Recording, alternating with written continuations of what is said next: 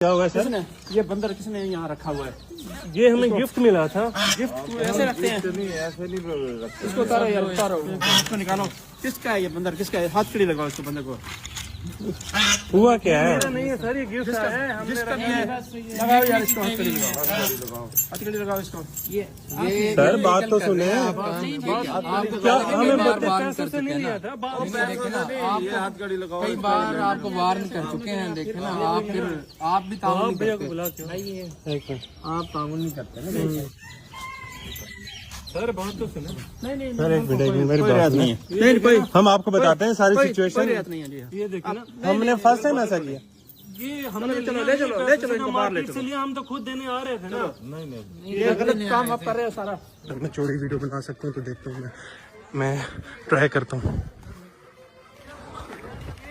यार कानूनी चीजें आपने रखी हुई हैं इन्होंने, कई दफा इनको मना किया है, पहले भी ये करते हैं। ये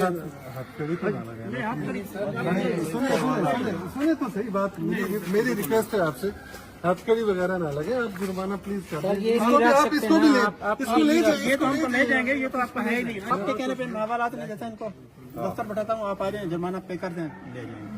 अच्छा तो आप हमारे सब असल गाड़ी निकालो। तो आप परेशान नहीं होना भैया, कुछ नहीं होता।